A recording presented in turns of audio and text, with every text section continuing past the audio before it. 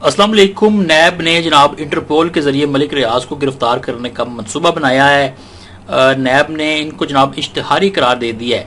اطلاعات سامنے آ رہی ہیں. گزشتہ روز نیب کی جانب سے جاری بیان میں کہا گیا تھا کہ نیب کے پاس اس بات کے مضبوط شواہد موجود ہیں کہ ملک ریاض اور ان کے ساتھیوں نے بحریہ ٹاؤن کے نام پر جناب کراچی، تحت پڑی، راولپنڈی اور نیو مری میں نہ صرف سرکاری بلکہ نجی جگہوں پر جناب ناجائز قبضہ کیا ہے. بغیر اجازت نامے کے ہاؤسنگ سوسائٹیز جناب قائم کی ہیں اور وہ لوگوں سے دھوکہ دہی کے ذریعے جناب بھاری رقم وصول کر رہے ہیں. نیب کے بیان میں لکھا ہے کہ جناب ملک ریاض 190 ملین پاؤنڈ کیس میں عدالت اور نیب دونوں کو مطلوب ہیں اور ان کو جناب مفرور قرار دیا گیا ہے. اب بظاہر یہ 190 ملین پاؤنڈ کیس ہی کاروباری شخصیات کے زوال کی وجہ نظر آتا ہے.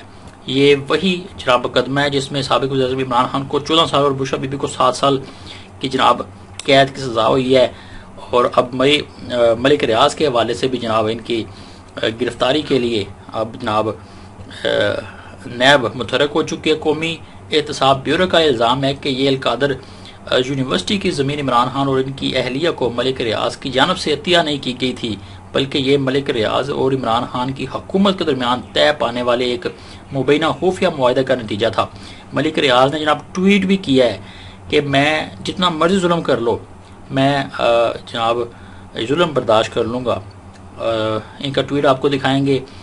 بتایا جا رہا ہے کہ ادارے کا کہنا ہے کہ جو 190 ملین پاؤنڈ کی رقم برطانیہ میں منجمد ہونے کے بعد پاکستانی حکومت کے حوالے کی گئی، وہ بحریہ ٹاؤن کراچی کے کیس میں جناب سپریم کورٹ کے فیصلے کے بعد اس سوسائٹی کے ذمہ واجب الادا 460 ارب روپے کی رقم میں ایڈجسٹمنٹ کر کے دی گئی تھی.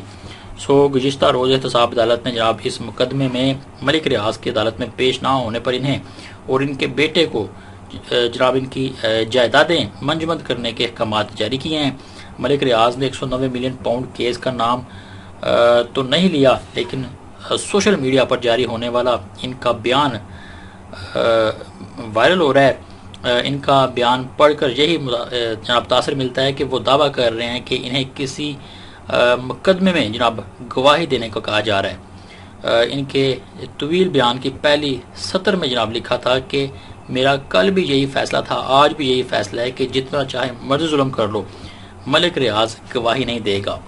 تو آپ ذرا جناب ان کا یہ ٹویٹ بھی دیکھیں. ان کے اس بیان میں جناب ایک دھمکی بھی چھپی تھی کہ وہ ان کی جائیدادیں ضبط کر لیں گے. عمران خان نے بھی جناب ملک ریاض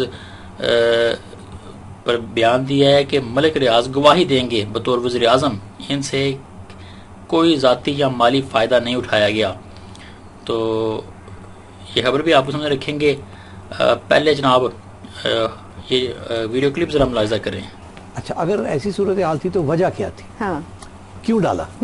اس وقت الزام یہ تھا کہ آصف زرداری کے ساتھ مل کے ملک صاحب نے اور لوگ جو بھی تھے، اومنی گروپ، جعلی اکاؤنٹ، ہاں وہ سارا جو تھا اس کے اندر یہ لین دین ہو رہی تھی کراچی کے اندر جائیدادوں کے اوپر، زمین کے معاملات. اور عمران خان صاحب اس وقت دندن آ رہے تھے آصف زرداری کے خلاف، نواز شریف کے خلاف، یہ سب کے خلاف. اور ملک صاحب کی اور عمران خان کی کوئی دوستی نہیں تھی. ملک صاحب کی دوستی اس وقت جو الزام لگتا تھا وہ آصف زرداری کے ساتھ، کیونکہ وہاں مل کے سب کچھ کیا، جو لین دین ہوئی سب کچھ ہوا. ٹھیک، اب وہ کیسز تو کہیں نہیں گئے، تو چلتے رہے، کچھ ہوا نہیں، اس کا کوئی پروف نہیں ملا، یہ نہیں ہوا وہ نہیں ہوا. خان صاحب نے ان کو سب کو ECR پہ ڈال دیا.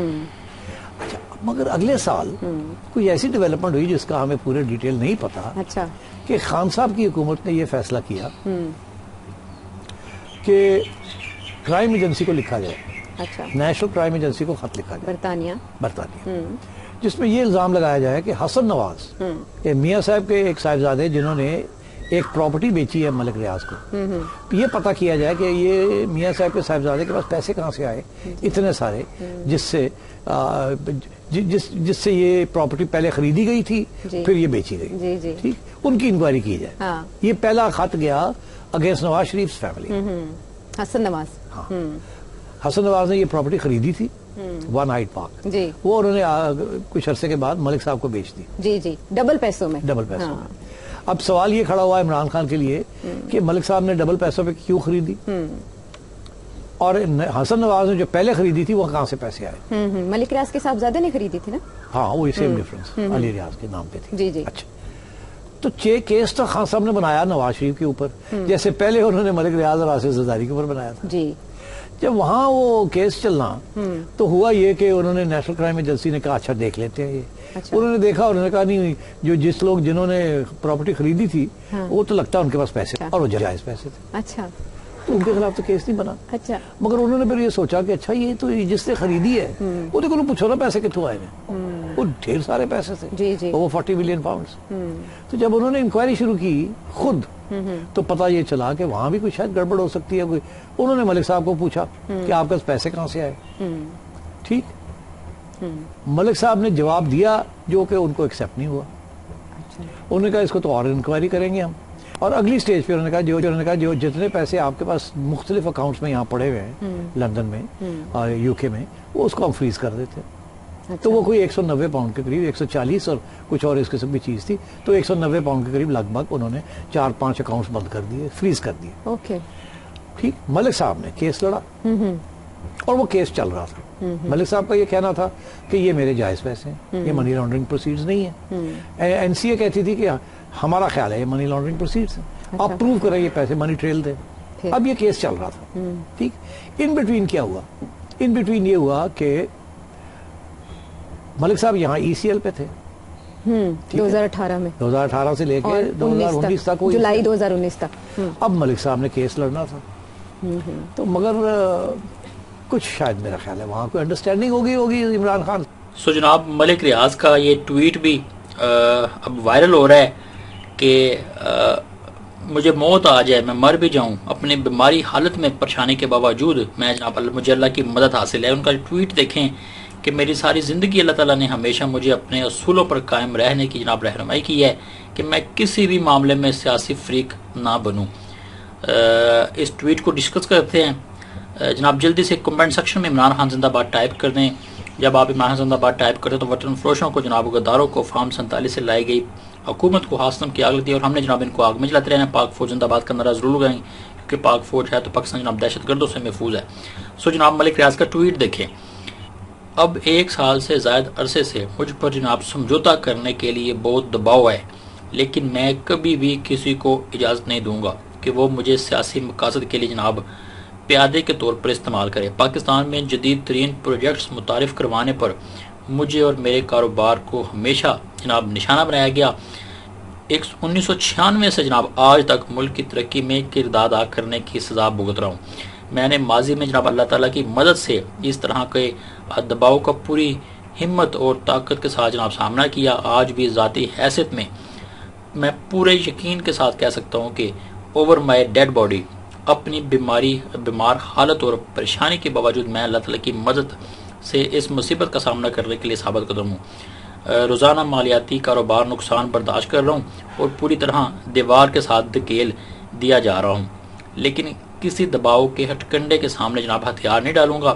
اللہ تعالیٰ اس مشکل دور میں عزت کے ساتھ میری رہنمائی اور مدد کرے گا اور مجھے جناب سرخرو کرے گا انشاءاللہ. یہ ان کا ٹویٹ جناب اس وقت سامنے آ رہا ہے. اور جناب رؤف حسن کا بھی اسٹیٹمنٹ سامنے آیا. رؤف حسن نے کہا ہے کہ ملک ریاض کی جاری کردہ بیان اس بات کا ثبوت ہے کہ عمران خان کے خلاف الزامات لگانے کے لیے نہ صرف سیاستدان بلکہ ججز، صحافی، وکلا، تاجر اور تاجروں اور جناب ہر شعبہ زندگی سے تعلق رکھنے والے افراد کو نشانہ بنایا جا رہا ہے اور ہراساں کیا جا رہا ہے. انہوں نے حکومت اور اسٹیبلشمنٹ پر تنقید کرتے ہوئے کہا ہے کہ کمزور ہوتی ہائبرڈ حکومت کو آکسیجن فراہم کرنے کے لیے یہ ایک معمول بن گیا ہے کہ ہر کسی کو دوز اور جبر کے ذریعے جناب ماننے پر مجبور کیا جا رہا ہے.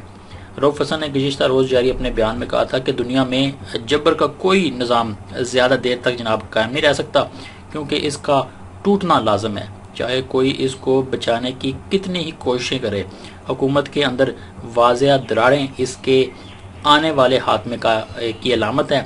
یاد رہے کہ اس سے قبل سابق صدر عارف علوی نے بھی ملک ریاض کی ٹویٹ پر رد عمل دیتے ہوئے کہا تھا کہ پریشر کوکر کسی بھی دن پھٹ جائے گا اور ان لوگوں کو جن کا اقتدار پر جھوٹا، غضبانہ اور ظالمانہ قبضہ ہے جلسا کے رکھ دے گا. سابق صدر کا مزید کہنا تھا کہ بھاگنے والے راہ فرار اختیار کریں گے وہ جنہوں نے بیرون ملک راستے ہموار کیے ہوئے ہیں اور ہمارا لوٹا ہوا مال و دولت جناب سب باہر رکھا ہوا ہے.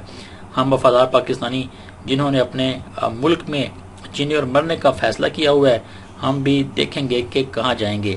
اللہ ایسے لوگوں پر جناب دنیا کو ہی جناب تنگ کر دیتا ہے.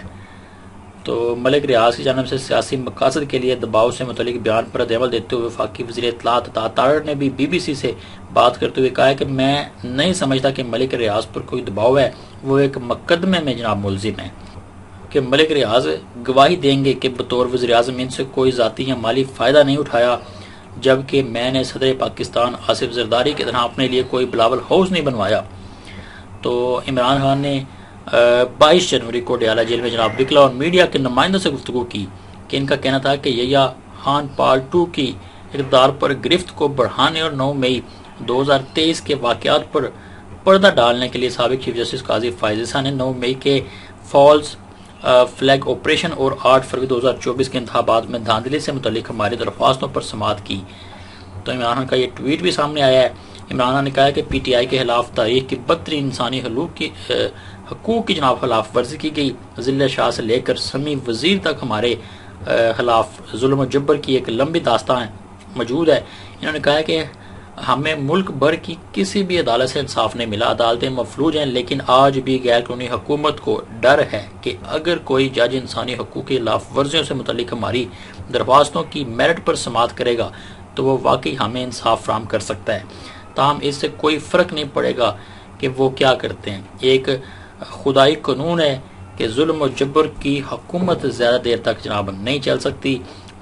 عمران خان کا کہنا تھا کہ میں سعودی ولی عہد شہزادہ محمد بن سلمان کا تہ دل سے جناب مشکور ہوں کہ انہوں نے میری اپیل پر سعودی جیلوں سے تقریباً 7200 جناب غریب پاکستانیوں کو شہریوں کو رہا کیا. انہوں نے کہا ہے کہ میں نے ہمیشہ اپنے عہدے اور اثر و رسوخ کو جناب عوام پاکستان کی زندگی کو بہتر بنانے کے لیے استعمال کرنے کی کوشش کی. یہی وجہ تھی کہ میں نے سیاست میں قدم رکھا اور جب تک زندہ ہوں جدوجہد جناب جاری رکھوں گا. ان کا یہ ٹویٹ آپ کے سامنے ہے. سابق وزیر نے کہا ہے کہ مخالفین گزشتہ 6 سالوں سے بشرا بی بی پر کچرا اچھال رہے ہیں تاکہ وہ کس طرح میرے کردار کو بدنام کر سکیں. انہوں نے مزید کہا ہے کہ وہ لوگ جو ہمارے خیر خواہ ہونے کا دعویٰ کرتے تھے لیکن مخالفین کے پروپیگنڈے کا حصہ بن جاتے ہیں، وہ ہمارے خیر خواہ نہیں بلکہ اپنے مشن کو انجام دے کر دشمن کے ہاتھوں میں جناب کھیل رہے ہیں. تو یہ اطلاع سامنے آ رہی ہے. بانی PTI نے کہا کہ آصف زرداری کی طرح میں نے اپنے لیے کوئی بلاول ہاؤس نہیں بنوایا اور نہ ہی میں نے شریف خاندان کی طرح 1 ہائیڈ پارک کو اس کی اصل قیمت کے مقابلے میں دگنی قیمت پر فروخت کیا.